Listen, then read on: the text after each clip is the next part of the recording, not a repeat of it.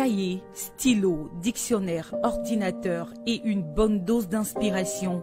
Voici ce dont a besoin cette adolescente pour s'envoler dans son univers favori, l'écriture.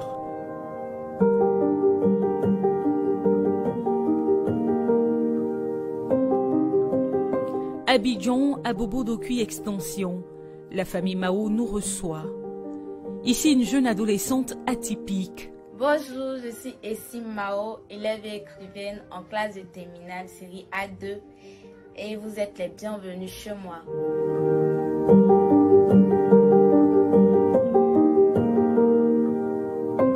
Ma passion pour l'écriture d'abord, c'était pas quelque chose que j'envisageais. J'aimais la lecture. Et pourquoi j'ai commencé à écrire, c'était dans le but de devenir réalisatrice plus tard, parce que je me disais que lorsque je serai grande, ce que moi-même j'ai écrit comme scénario, je pourrais mettre ça sur les écrans de manière cinématographique. Et c'est ce qui m'a poussée à écrire. Mais des années plus tard, papa a vu la valeur de ce que je faisais et il a trouvé que ce serait bon qu'on édite ces œuvres que je faisais. Mao Essim Florence est une jeune écrivaine âgée de 17 ans. Toute petite, sa mère avait décelé en elle des talents cachés.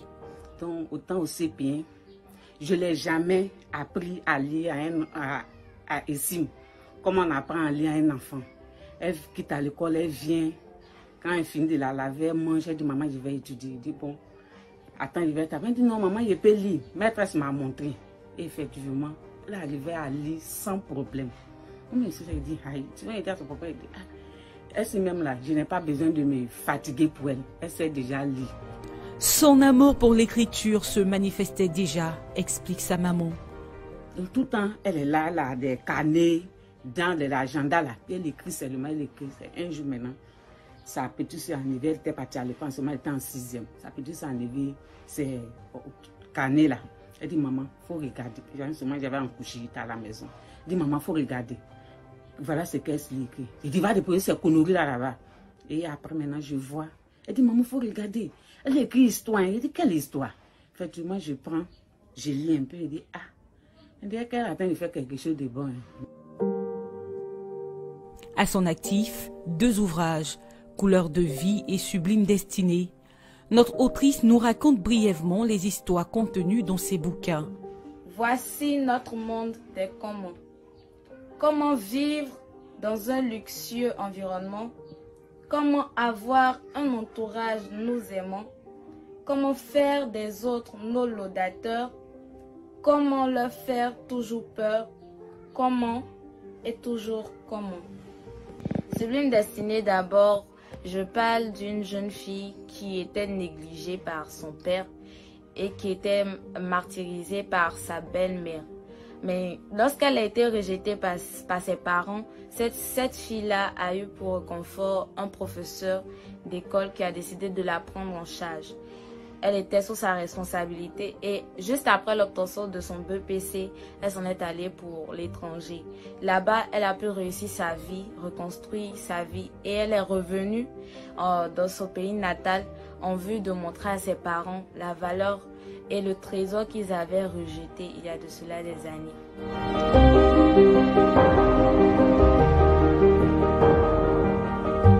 Chose curieuse, la petite Mao tire son inspiration du bruit de son environnement. C'est plus à l'école que je trouve le temps pour écrire. Parce que à la maison, je n'ai vraiment pas le temps. Je ne trouve pas assez de temps pour ça. Et lorsque je suis à la maison même, il n'y a pas d'inspiration. C'est plus en classe, lorsque tout le monde bavade. On peut dire que j'aime d'abord le bruit. Ce qui me permet de pouvoir écrire. Parce que lorsque je suis dans un bruit, je me sens dans un autre monde. Et ce qui m'inspire à écrire encore plus. Voilà, donc c'est ce qui fait que je crie plus à l'école qu'à la maison. Parce que la maison est plutôt calme, silencieuse, tranquille. Bon, ça ne m'inspire pas. Mon génie n'aime pas ça. Écrire plus à l'école, oui. Mais cela ne l'empêche pas d'être une élève exemplaire au collège Anador où nous l'avons suivie.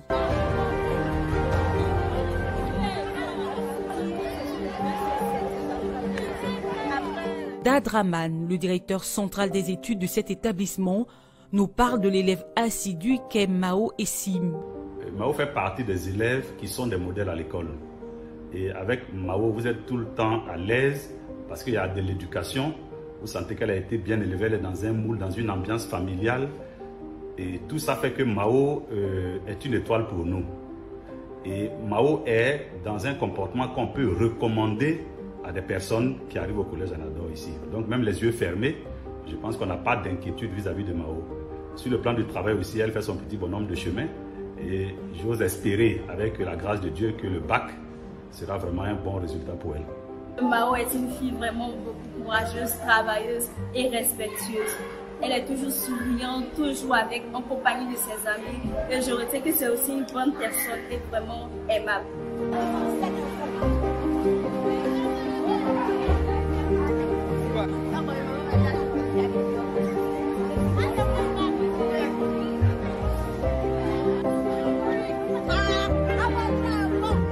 Plusieurs personnes accompagnent cette jeune fille dans son parcours littéraire. C'est le cas de Samuel Denis, son éditeur. Nous l'avons rencontré à ses bureaux à Yopougon-Yangon Sud.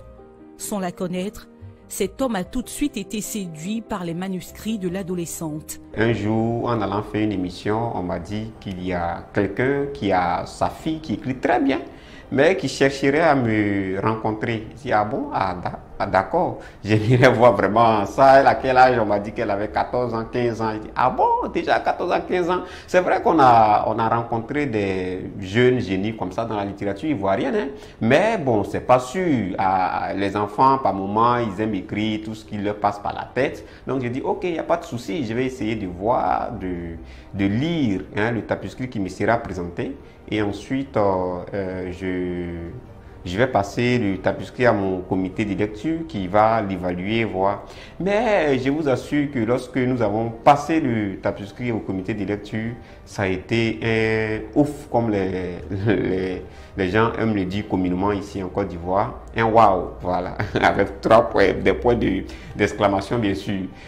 D'autres manuscrits de notre lycéenne attendent d'être publiés. Comme l'a dit l'écrivain Pierre Corneille, aux âmes bien nées, la valeur n'attend point le nombre d'années.